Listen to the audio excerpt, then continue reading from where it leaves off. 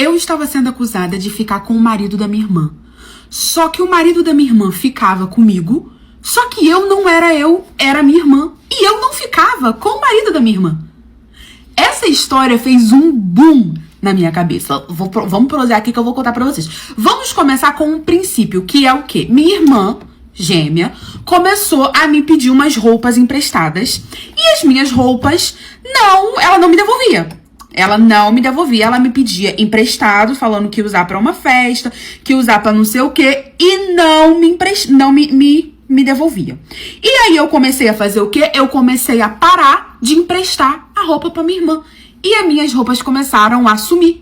Só que como eu tinha muita roupa, porque eu trabalhava numa loja de roupa e acabava que eu ganhava muita roupa, eu demorava um pouco a perceber que a minha roupa estava de fato sumindo. E quando eu percebia, eu encontrava ela aonde? Com a minha irmã, no guarda-roupa da minha irmã.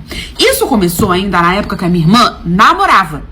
Morávamos todo mundo junto, eu tinha uma irmã gêmea, nós éramos assim, basicamente idênticas. E aí a minha irmã começou a namorar com um candengo. E quando ela começou a namorar com esse candengo, qual eu me dou super bem, inclusive eu tô sem saber o que fazer com essa história. Eu me dou super bem com ele, ele é um querido. Nossa, minha família adora ele, meus pais adoram ele, todo mundo adora ele, ele é um querido. E aí, o que começou a acontecer? Essa situação das minhas roupas sumirem enquanto eles ainda namoravam. Eu e minha irmã acabamos brigando várias vezes por causa disso. E ela sempre falava pra mim que era porque eu ganhava roupa muito legal, que não sei o que e tal, e que ela queria também, e que eu não dava e tal. Mas eu falava pra ela que ela não podia pegar minhas roupas sem a minha autorização. Beleza. Até que a minha irmã casou. Quando a minha irmã casou, eu pensei, glória a Deus, né? Agora ela vai parar de pegar as minhas coisas porque isso realmente virou um problema. E o que eu achava estranho é que eu tinha vivido a minha vida toda com a minha irmã. Nós, na época, estávamos com uns 25 anos. E isso nunca tinha acontecido. E começou a acontecer do nada, sabe? Do nada. Assim que ela começou a namorar. Ali eu já devia suspeitar. Mas, gente, quem que suspeita de um negócio desse? Pois é. Aí... Tá bom.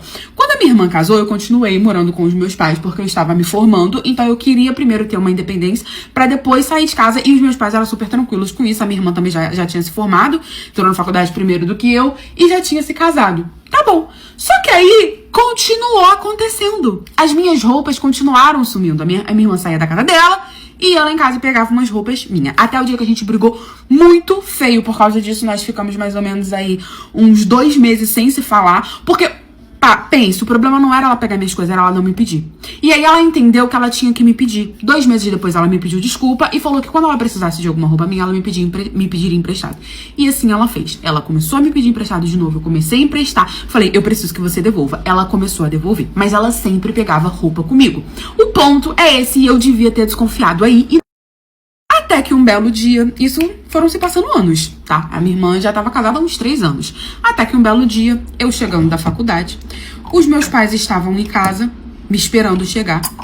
E aí, eles estavam, assim, bem sérios. E os meus pais, eles são bem amorosos. Quando eu cheguei, meu pai falou, senta aqui que a gente vai conversar. Gente, na hora, eu já gelei, porque meu pai nunca era grosseiro com ninguém. E ele tava super sério, super, sabe, seco. Eu falei, gente, o que aconteceu? Sentei. E aí meu pai falou, eu estou muito decepcionada com você, mas eu não quero tirar precipitações?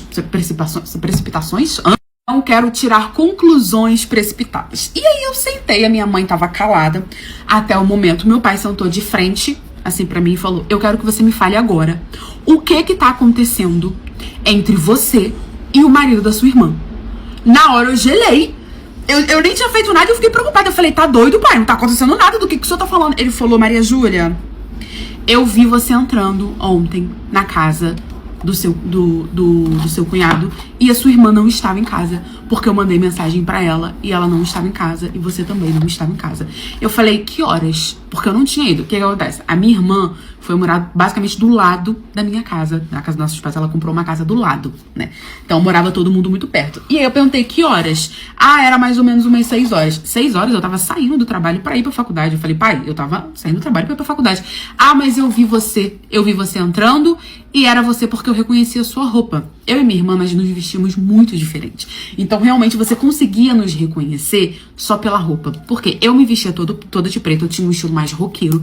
E a minha irmã, ela se vestia toda colorida, parecia uma árvore de Natal. Então, eram estilos, assim, bem diferentes, não tinha como confundir. Ele falou, eu tenho certeza que era você. E aí, eu falei que não tinha ido na casa dele e ele falou que tinha sim e que eu tinha ficado horas ali e que eu não tinha saído. Eu falei, pai, mas como assim? Ele falou, eu fiquei esperando você sair por horas, você não saiu e eu voltei pra casa e você tá voltando pra casa agora, eu sabia que eu ia te encontrar, então eu quero saber o que tá acontecendo. Eu gelei e falei que não tinha sido eu, que não tinha sido eu, que não tinha sido eu. E aí eu falei, nós vamos agora, lá na casa da minha irmã, tirar essa história limpa. Gente, era 10 horas da noite. Tinha chegado da faculdade, era 10 horas da noite. Cheguei lá, comecei a bater na porta. Minha irmã não entendeu nada, eles já estavam dormindo, não entendeu nada. E aí eu falei pra ela o que tá acontecendo. Que o papai veio me perguntar por que eu estou ficando com seu marido ou o que tá acontecendo entre eu e seu marido. Minha irmã falou, como assim? Já olhou pra cara do marido dela, como assim? Não tô entendendo. Eu falei, meu pai disse que me viu entrando aqui hoje, ou ontem. E eu não vim aqui nem ontem e nem hoje. Então eu quero saber o que tá acontecendo. Gente, a minha irmã, quando eu falei, ela entendeu. Quando ela entendeu, ela ficou olhando pra minha cara com uma cara de assustada, sabe? Assim, e meus pais atrás de mim perguntando o que tá acontecendo, Maria Helena, o que tá acontecendo, o que tá acontecendo. E eu falando o que tá acontecendo também. E o marido dela veio, todo sem graça também, ele escutou, não sabia onde enfiar a cara. Quando ela viu que a casa tinha caído e que não tinha muito o que ela falar, a não ser a verdade, ela só sentou na mesa dela ali e ela começou a falar, ela jogou a bomba de uma vez. Eu e meu marido, nós temos uma fantasia onde eu finjo que sou você e que ele está ficando com você. Aí você pensa na problemática disso. Irmã, o seu marido está afim de mim, porque se eu tenho uma irmã gêmea e meu marido quer que eu finja que eu sou minha irmã pra ele ficar comigo e se torna uma fantasia de furiafação, eu não estaria casado com ele porque ele quer ficar com a minha irmã, não quer ficar comigo. Aí, pasmem, que vem o plot. Não era o marido dela que queria, era ela. A ideia era dela. A fantasia era dela. Ele recusou por várias vezes, porque segundo ele não tinha nenhum tipo de atração por mim. Só que a minha irmã queria muito e ele resolveu aceitar, porque gostava muito dela. E isso começou na época que eles namoravam. E era por isso que ela ficava pegando as minhas roupas. Roupas minhas que eram todas pretas, que não fazia nem sentido ela, porque não combinava com o estilo dela. E todas as vezes que ela pegava uma roupa minha, eu nem via ela usando. Aí que as coisas começaram a fazer sentido na minha cabeça. Ela pegava a minha roupa, vestia a minha roupa e fingia que era eu, pra poder ficar com o marido dela. Meus pais ficaram chocados. Eu também fiquei chocada. Só que os meus pais, eles fizeram a seguinte coisa. Isso é coisa de jovem demais. A gente não entende. Estamos indo embora. Viraram as costas e foram embora. E me deixaram ali com a minha irmã e com o meu cunhado. Eu conversei com eles. Falei que isso me incomodava. Que eu não ia mais emprestar minha roupa pra ela. Que eu achava isso muito estranho. Que ela não tinha que fazer isso. E ela falando que era só uma fantasia. Que ela me amava muito. Mas que ela não tinha nenhum tipo de desejo estranho por mim. Mas que ela achava super legal, super diferente. Que ela queria continuar fazendo. E eu falei que não autorizei. Não autorizava. Se eles continuam fazendo isso, eu não sei. Eu sei que eu não pego mais e empresto as minhas roupas pra ela. Eu e a minha irmã, nós estamos meio assim, a gente não brigou, porque eu sinceramente não sei o que pensar, nem o que fazer com essa situação. Eu faço o quê? Minha irmã está fingindo ser eu pra poder ficar com o marido dela. Não sei, a gente não chegou a brigar. Meu cunhado pediu desculpa, eu fui embora. Isso aconteceu tem mais ou menos umas 2 semanas e eu tô pensativa desde então. Eu não sei o que fazer, eu não sei como agir. Se eu volto a falar com a minha irmã normal ou se eu deixo pra lá e acredito que eles não vão fazer mais isso porque ela falou que não ia mais fazer. Eu não sei o que fazer. Meu filho de 6 anos tascou um beijinho na boca da tia dele. E quando eu perguntei que comportamento era aquele, ele falou pra mim, ué mamãe, mas o papai disse que quando a gente gosta muito de uma pessoa, a gente beija na boca dela. Eu fiquei como assim? E ali eu descobri que eu estava sendo uma grande chifruda. Não é mesmo? A minha irmã, ela era casada, né? E aí ela se mudou de onde a gente morava, do nosso estado, foi morar em outro estado com o macho dela. Aí, do nada, passou-se mais ou menos uns 6 anos, ela liga pra gente do nada, do Neida. Ela ia visitar com aquele macho dela lá e fala que tinha se separado. E que ele deu tantos dias pra ela sair de casa, que ela não sabia o que fazer, que não sei o que. E mamãe disse, volta pra casa, minha filha, volta pra casa. Só que a minha irmã não se dava bem com o meu pai. E aí minha irmã falou, eu não quero ficar na casa da senhora porque eu não me dou bem com o papai. Porque não é que eles não se gostavam. Eles se falavam e tal. Mas se ficassem junto o tempo todo, brigava. Aí nós conversamos, né? E pra apoiar a minha querida irmã, decidimos que ela ficaria na minha casa. Afinal de contas, a minha casa era grande, tinha quarto sobrando, tava tudo bem. Minha irmã ia arrumar um emprego, né? Ia alugar a casa dela. Era por um curto período. conversou minha mãe comigo. E eu super me dava bem com a minha irmã. Conversava com a minha irmã no WhatsApp o tempo todo, não sei o que, a gente era muito próximo. Eu falei, vou ajudar a minha irmã. Conversei com meu marido, chamei ele e falei, querido Jurandir, vem aqui, querido. Vamos conversar. Minha irmã está passando por um aperto. Precisamos ajudá-la. E ele falou, não. Bateu no peito e falou, sua família, a gente vai ajudar. Eu falei, tudo bem. Só que a minha irmã, ela era bem mais nova que eu. E ela era uma gatinha. Não que eu seja um tribufão, mas a minha irmã também era uma gatinha. Veio minha irmã embora, porque o homem chutou ela. Não sabíamos por que ela não quis contar, disse que não queria falar sobre o assunto. Devia ter perguntado, porque se eu tivesse perguntado, eu teria uma noção do caráter dela, mas eu não perguntei, porque quando ela saiu dali de casa, ela tinha caráter. Entendeu? Ela se mudou, perdeu totalmente, eu não tava entendendo. Aí chegou a minha irmã, e minha irmã foi ficar lá em casa. Gente, no começo eram flores. Parecia o começo de relacionamento. Eu ajudava com a comida, ajudava na casa. Tava sempre, ele cuidava do meu filho. Eu tinha um filho de 6 anos. Cuidava de meu filho Enzo. E meu filho Enzo se apegando cada vez mais na minha irmã. Cada vez na minha irmã. Aí passou um mês. Minha irmã lá. Passou 2 meses. Minha irmã lá. Passou 3 meses. Minha irmã lá. Passou 4 meses. A minha irmã lá. Os meses foram se passando e minha irmã lá. Deu 7 meses que a minha irmã tava morando na minha casa. 7 meses. Vocês acreditam? 7 meses. Aí, e minha irmã não se movimentava pra arrumar um emprego, não distribuía um currículo, não levantava a bunda do sofá, fazia nada da vida, ficava lá, vegetando. Só que, o que no começo era flores, que ela ajudava em tudo, conversava, a gente não sei o quê, a gente estava super bem, ela na casa da mamãe e tal, família feliz, começou a virar um pequeno inferno, porque ela começou a virar uma preguiçosa, encostada, não queria fazer nada, e eu começando a reclamar com ela. E aí eu fui perdendo a minha paciência, a gente começou a discutir, e o meu marido... Jurandir ficava sempre do lado dela. Sabe o que ele falava pra mim? Ela é jovem. Ela tá aprendendo a vida ainda. Ela acabou de passar por um trauma, uma situação difícil. Situação difícil essa que a gente não tinha ideia do que era, né? Mas ela não falava. Aí, e eu me embuscando com aquilo, ficando pé da vida, só olhando assim, ó, só olhando. Mas eu não pensei que chegaria a isso. Eu nunca pensei. Se me perguntasse, tu achou que chegaria a isso? Não achei. Irmã, não achei. Eu acreditava no meu potencial. Tá bom. O tempo foi passando, deu 8 meses, 9, 10. Quando deu 10 meses, que a queridinha estava encostada ali em casa, eu falei pra ela, você tem 1 mês pra sair daqui. Você não vai ficar 1 ano na minha casa, você tem 1 mês pra poder sair daqui. Se movimente, arruma um emprego, vá trabalhar, faça alguma coisa. Ela olhou na minha cara e falou assim, você tem certeza disso que você tá falando? Eu falei, tenho certeza do que eu tô falando. Tá bom.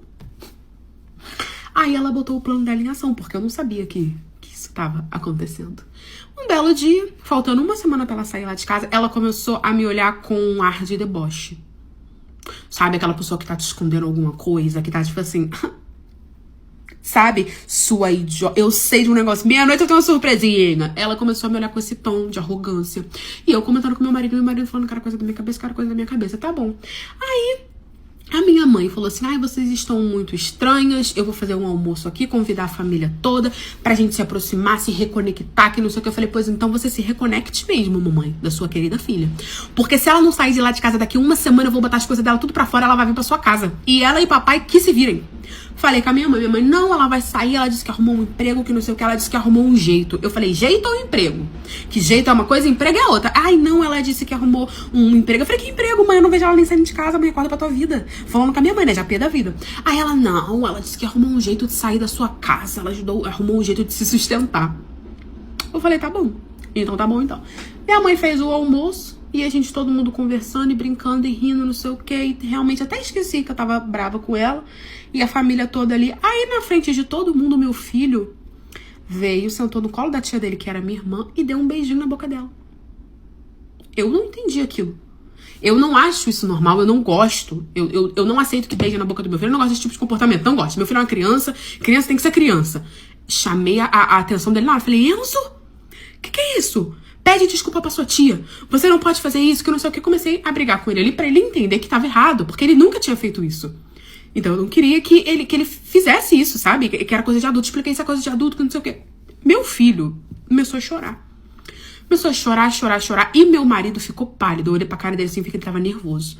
Eu falei, o que foi, o Enzo? Já pediu desculpa pra sua tia, é isso? Aí ele virou e falou assim, ué, mamãe, mas o papai disse que quando a gente gosta muito de uma pessoa, a gente beija ela na boca. Faz sentido, ele gosta muito de mim, ele me beija na boca, né? Eu falei assim, sim, filho, mas essa coisa é de adulto, que não sei o que. Ele falou, ué, mas o papai disse que ele gosta muito da tia e por isso ele beija ela na boca. Eu também gosto muito da tia, então eu também quero beijar. Eu só olhei pra cara do meu marido assim Levantei, fui na direção dele e dei um murro no meio do nariz dele. Essa foi a minha reação. Ele tomou um murro que ele caiu duro. Duro. Tirei Lorenzo do colo da minha irmã e ele, amor, eu aplaudi a cara dela. Apanhou mais que um tamborim no samba. Todo o ódio que eu estava passando com ela durante um ano, eu descontei ele. E aí foi aquele bafafá na família, minha mãe passando mal, meu pai infartando, e tira daqui, puxa dali, que não sei o quê. No fim, o que descobriu-se? Que a minha irmã, ela passou basicamente quase que um ano colocando meu marido em banho-maria. Ali dando em cima, dando a entender, mas sempre fugindo, que não sei o quê. Quando eu falei pra ela, sai da minha casa, você tem um mês, ela, por isso que ela olhou nos meus olhos e perguntou, você tem certeza? Que foi quando ela ficou com meu marido, começou a ficar com meu marido. Então, qual era o plano dela? Ela ia sair da minha casa, meu marido que tinha condições ia sustentar ela. Tanto que ele já tinha alugado um apartamento pra ela. Realmente, deu certo. Já tinha alugado um apartamento pra ela, já tinha alugado um carro pra ela e já estava vendo um emprego pra ela. Assim, ó. Assim. Aí, o que aconteceu? O meu filho pegou os dois se beijando. E ele inventou essa desculpa pro meu filho, achando que o meu filho ia esquecer. Só que aí meu filho foi e fez isso na frente de todo mundo, eu descobri. Os dois apanharam. Botei ela pra fora da minha casa. Entrei na justiça, pedi metade de tudo que ele tinha. Ganhei. Obviamente, até porque eu tinha um filho também. O nosso casamento era tudo assim junto. Ganhei, né? Ele ficou com ela, foi um escândalo na família, na cidade, fiquei de corno pra todo mundo. Ela meteu um chifre na cabeça dele, não deu uma semana que ele tava morando com ela. Ela já tava traindo ele. Ela tinha sido mandada embora lá da casa do ex porque meteu o chifre na cabeça dele também. Entendeu? Depois que ele descobriu que ele era corno, ele tentou voltar comigo de todas as formas. Eu não quis. E é isso. Tá todos os três solteiros. Ninguém ficou com ninguém. E eu ainda peguei metade de tudo que ele tem. Não aceitei o chifre e tô com outro. Contar do dia que eu coloquei uma esponja de banho dentro da Laricinha, na tentativa de fazer um homem apaixonar por mim. E eu nunca imaginei que eu fosse contar isso assim em voz alta. Mas isso, na verdade, começou por conta de um trauma meu. É que na adolescência eu não era muito desejado, digamos assim. Pra você entender bem do que eu tô falando, o menino que eu perdi a minha virgindade, ele me fez prometer que não ia contar pra ninguém que ele tinha ficado comigo. Porque se eu contasse, ele ia falar por aí que era mentira. Então, assim, era nesse naipe. Teve um outro menino que eu gostava muito dele, e um dia ele foi capaz de colocar a mão na minha cara pra falar assim que se eu não saísse do pé dele, ele ia me agredir. Então eu cresci com esse trauma, com essa rejeição, sabe? Que ninguém me queria, que eu não era suficiente pra ninguém. E aí, nisso, eu tava com 21 anos mais ou menos, 20 pra 21, a minha amiga conheceu um rapaz, começou a sair com esse rapaz, e esse rapaz me apresentou o amigo dele. Então, assim, toda vez que a gente ia sair, a gente saía os quatro. E esse rapaz amigo dele me tratava tão bem que eu fui meio que me iludindo, fui começando a achar que eu tava apaixonada por ele, entendeu? Então, assim, todo canto que a gente ia junto, eu dançava com ele, eu falava de tudo da minha vida com ele. Inclusive, eu me abri pra ele sobre esses traumas do passado e ele se mostrava muito querido comigo, sabe? Me acolhia, falava que o problema não era comigo. Então, de certa forma, para quem tem um trauma, né, uma carência, um trauma de rejeição, isso aí, né?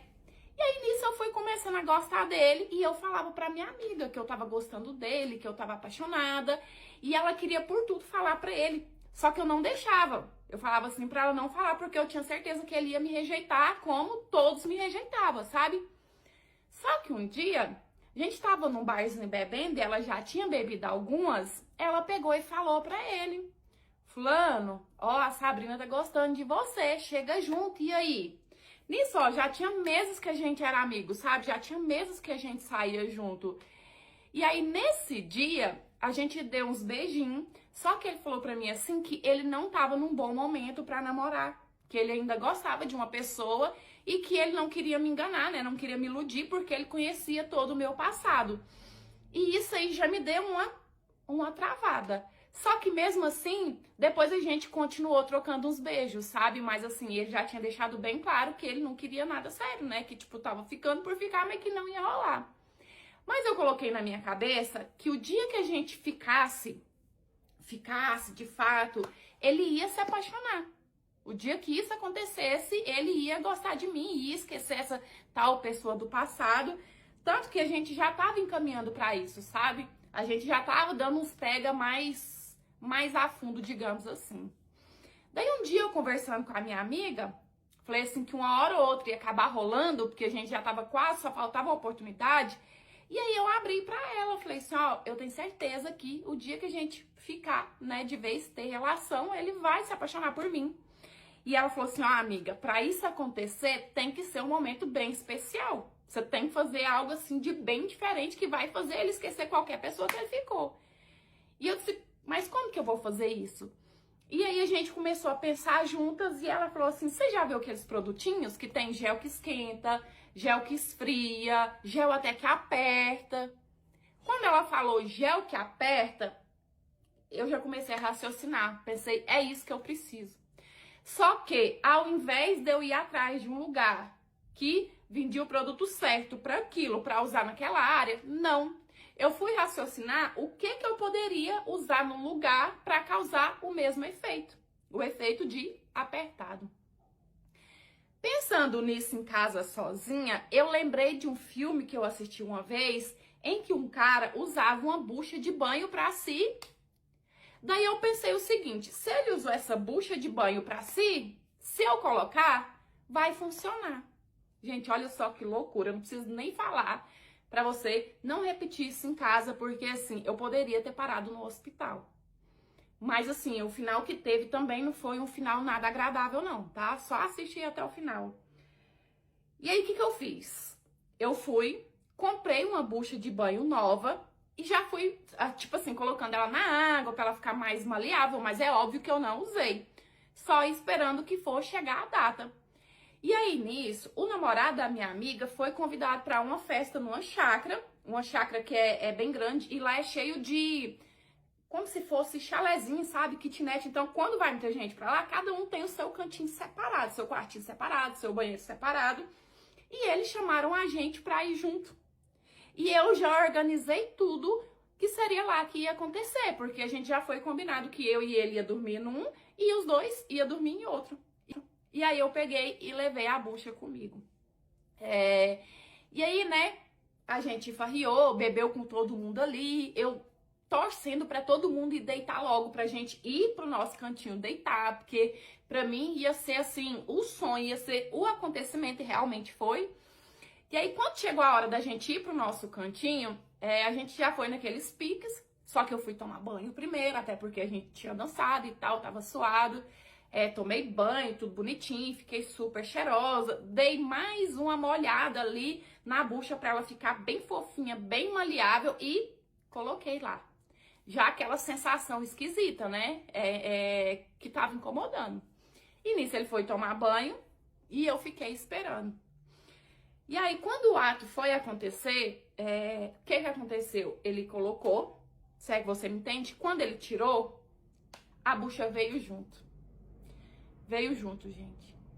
E ele pegou assim, e ele falou assim, o que é isso? Sabe, com a cara, tipo, muito espantado. O que é isso? E, gente, na hora me deu um choque de vergonha, que sabe o que eu respondi? Eu falei assim, não sei. Não sei como que isso foi parar aí.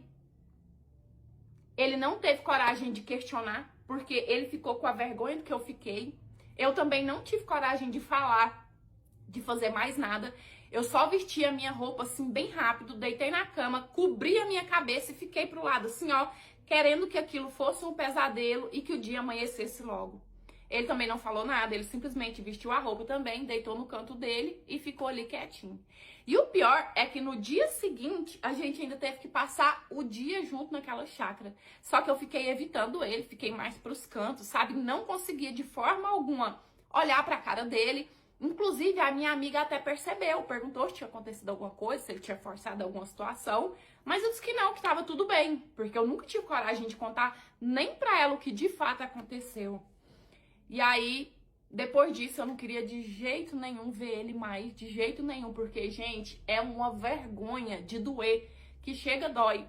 Só que, tipo, não tinha simplesmente como eu não ver de uma vez por todas. Então, eu ainda continuei vendo ele mais um tempo, a gente até conversava, só que conversava daquele jeito bem seco, ele muito sem graça, eu mais ainda.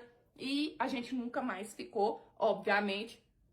E assim, a minha paixão acabou aí. A paixão deu lugar para uma vergonha sem tamanho.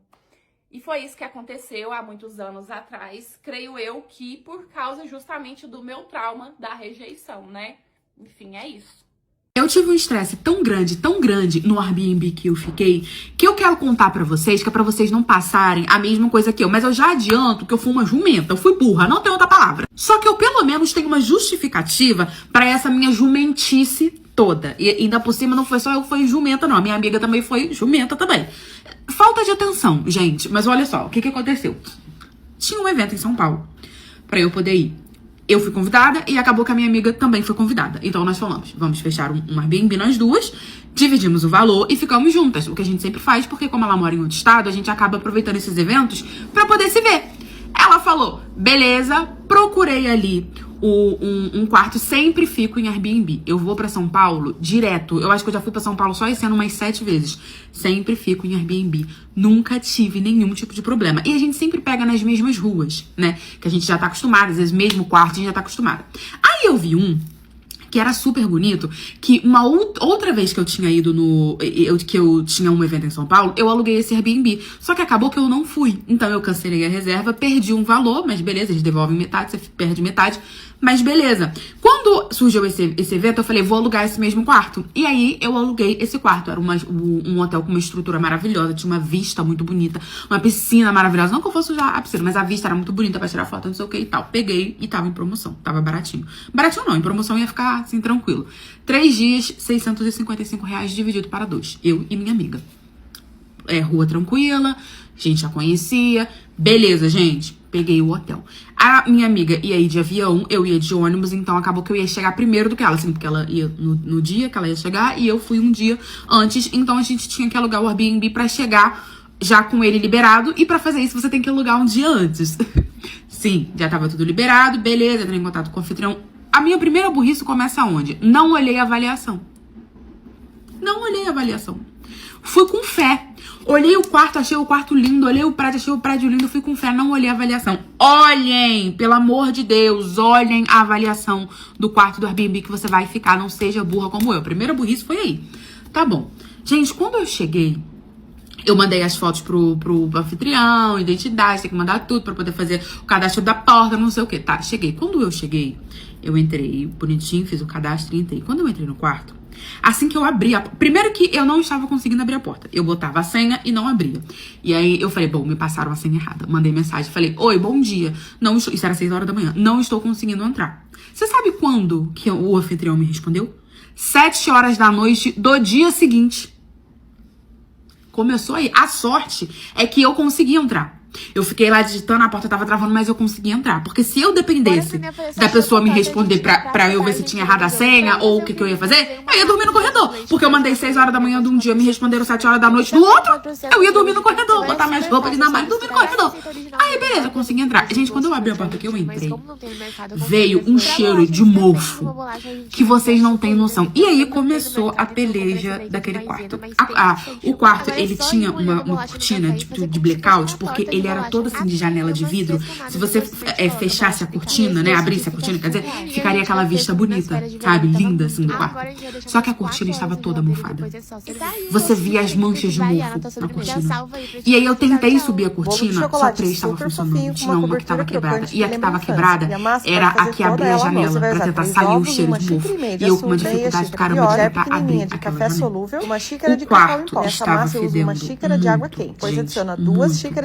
gente, muito. Por último, uma aí, pra ajudar, o uma chuveiro colher de estava sopa. Só vazando. misturar tudo bem com o O chuveiro estava vazando pra tudo quanto é lado. E tinha os fios do chuveiro e a água estava indo nos fios vai do assar chuveiro. em torno de 30 O minutos. tempo daquele negócio explodir. Pra cobertura, eu O vou botar vaso uma xícara de estava açúcar e uma vazando. xícara de As água, uma colher toalhas de estavam sopa de fedendo. manteiga e um quarto A de coberta, xícara só de tinha uma leite. coberta que não estava Depois que ferver, você fedendo. O continua resto, mexendo todas mais as um cobertas pouquinho estavam até dissolver fedendo. todo o Tanto que eu açúcar. fiquei É com só a jogar em coberta que cima não do estava bolo. fedendo E ela e eu só não vai focar ninguém endurecer com quando o ele. bolo também Pra vocês esfriar. terem E essa uma mesma noção. cobertura você pode usar Só no que eu bolo não de sei por cenoura quê. ou em qualquer qualquer eu outro fiquei bolo que você pra queira essa Giovana. cobertura crocante. Vou Não fazer se uma preocupe avaliação que super todos os negativa nesse ingredientes que eu Airbnb, usei, tá eu muito deixei ruim, que aqui não na sei o quê. legenda pra Em vocês. momento Sim, nenhum. na infância de vocês, Eu mas não pensei era em mandar comum uma mensagem pro cobertura anfitrião de reclamando, brigadeiro, leite pra ver se eles nos condensado. trocavam de Essa era a quarto. cobertura Ou que minha mãe tiraram alguma fazia. foto. Já salva essa Não receita tinha pra ninguém. você não Mas sabe o que perder. acontece? Quando a gente vai pra São Paulo, que a gente tem evento, é o que a Giovana fala, a gente entra em modo evento. O que é modo evento? É automático. Era criar conteúdo, é se planejar, é fazer roteiro, é ver roupa. Beleza, que eu também, eu e Giovana, a gente não ficou no Airbnb durante o dia, a gente saiu pra poder fazer as coisas, tinha que resolver o negócio da Giovana também. A gente saiu pra poder se curtir também, se ver, passear, amiga, fofocar e tal. Gravamos conteúdo. Então, não passou pela minha cabeça, grava, tira uma foto de tudo que tá ruim pra você poder, né, documentar. Por quê? Porque isso também nunca aconteceu comigo. Eu nunca tinha ficado num quarto de Airbnb tão ruim, eu nunca tive que reclamar, eu nunca tive problema nenhum com isso. Aí, não passou pela minha cabeça, também não passou pela cabeça da Giovana, a gente só pensava no evento. Falei, não temos pra onde ir, vai ter que ser isso aqui mesmo. Abri o Airbnb, deixei o ar circular pra ver se Deus ajudava, tomava a banho no mínimo pra ver se não espirrava tanto, o vaso vazando pro Airbnb inteiro, as cobertas fedendo, a gente tirou do jeito que pôde, e é isso, a gente fez o que pôde, porque era o que tinha, e a gente precisava ficar por causa do evento. A gente ficou acho que uns 2 dias nesse Airbnb. E o que me revolta é realmente eu não ter pensado em momento nenhum em tirar uma foto, em gravar um vídeo, ou reclamar com o anfitrião. Eu não pensei, simplesmente não passou pela minha cabeça. Não passou. E também não passou pela cabeça da Giovana. E detalhe, a gente ficou no Airbnb tudo, reclamando dele, mas não pensamos em fazer isso, tá bom. Quando eu fui embora, eu falei, assim que eu chegar em casa, eu vou mandar uma avaliação negativa pro Airbnb. E aí eu mandei uma mensagem negativa, avaliei mal, e mandei mensagem pro anfitrião. E falei, olha, o seu Airbnb tá assim, assado. E aí ele me respondeu, grosseiramente, dizendo que sentia muito pela minha hospedagem não ter sido como eu queria, e que causava estranheza nele eu não ter reclamado na hora, ou não ter reclamado de nada. Realmente. Eu respondi, não foi estranheza, não, foi burrice mesmo. Eu não pensei nisso, ele tinha razão, eu devia ter reclamado na hora e não reclamei. Quando eu entrei na avaliação, porque aí, depois que eu já tinha passado tudo, eu fui ver a avaliação. Eu falei, não é possível que ninguém tá reclamando disso daqui.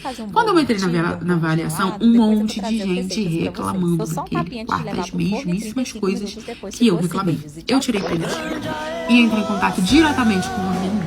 E aí eu adorei a atitude deles, expliquei o que estava acontecendo, mandei as avaliações e contei tudo o que tá acontecendo. Gente, só pra vocês terem uma noção, Giovana tem rinite, ela teve que tomar 2 antialérgicos pra poder apagar pra conseguir dormir, porque ela ficou espirrando tamanho mofo que tinha naquele quarto.